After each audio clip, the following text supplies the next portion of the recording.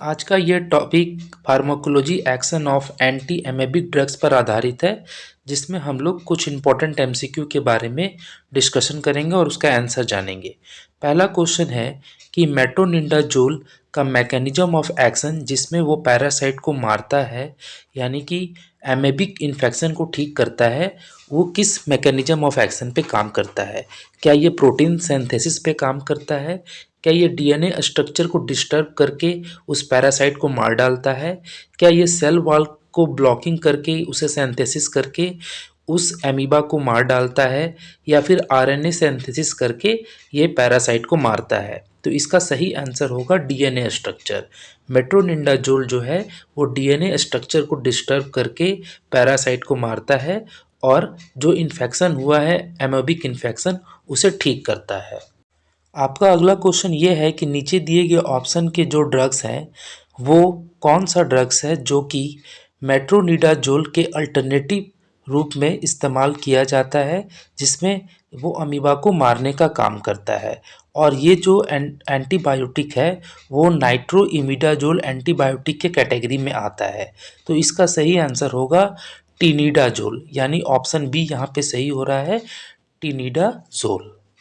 आपका अगला क्वेश्चन ये है कि जो पैरोमोमाइसिन जो ड्रग्स है जो एंटी एमेबिक एक्टिविटी शो करती है, ये नीचे दिए गए किस ऑप्शन से उस एमीबा को मारने का काम करती है?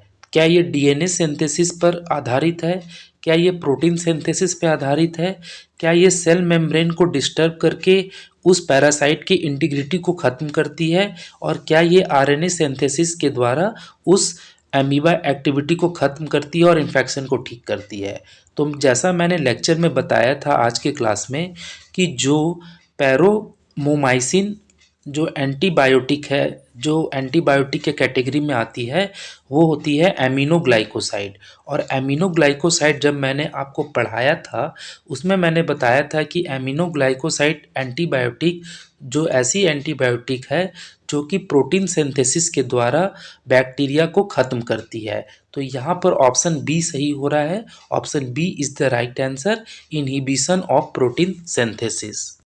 आपका अगला क्वेश्चन ये है कि नीचे दिए गया कौन सा एंटी एमेबिक ड्रग्स, यानी जो ड्रग्स का नाम चारों ऑप्शन में दिया है, कौन सा ड्रग्स है जो हमारे इंटेस्टाइनल एमीबिएसिस को निकालता है शरीर के बाहर, और इसे शरीर के बाहर निकालने के लिए इसे लुमिनल एजेंट के रूप में देखा जाता है, और साथ ही साथ ये जो पैरासाइट है उसके एनर्जी मेटाबॉलिज्म को असर करता है और उसको मारने का काम करता है। तो ऐसा जो काम करता है वो आयोडोक्यूनिनॉल है। ये एक ऐसा ड्रग है जो हमारे इंटेस्टाइन के अंदर जो खोखली पाइप होती है उसके अंदर मौजूद जो भी पैरासाइट है, चाहे अमीबा हो, उसको वो मार डालता है उसके एनर्जी मेटाबॉलिज्म को डिस्टर्ब करके, और उसे फ्लो के ज़रिए बाहर निकाल देता है। यानी इसके लेने के बाद आपको मोशन भी होगा। इसका मतलब ये है कि आपकी बैक्टीरिया मर गई है और वो हमारे इंटेस्टाइनल ट्रैक्ट से बाहर जा रही है। So here option B is the right answer. आपका अगला क्वेश्चन ये है कि अगर एमीबियासिस का ट्रीटमेंट हो रहा है, यानी कि एंटी एमेबिक का ट्रीटमेंट हो रहा है, अमीबा के कारण हमारे जो है पेट में इन्फेक्शन हो गया है, और उसमें डाइलॉक्सानाइड फ्यूरोइड नाम की अगर ड्रग्स दी जाए तो ये किस रूप में इस्तेमाल की जाती है? तो ये की जाती है एसिम्प्टोमेटिक सिस्ट पैसर के रूप में। इसका अर्थ ये होता है कि इसे फॉलो अप ट्रीटमेंट के रूप में इस्तेमाल किया जाता है।